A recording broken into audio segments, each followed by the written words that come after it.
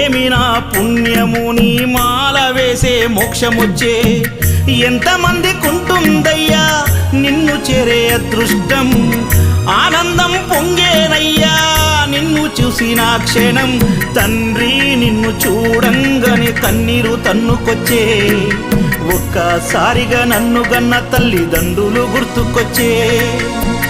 చక్కని మల్లె జాజి పూల పరుపు వేసి బంగారు ఊయల గట్టి ఊయలూపనా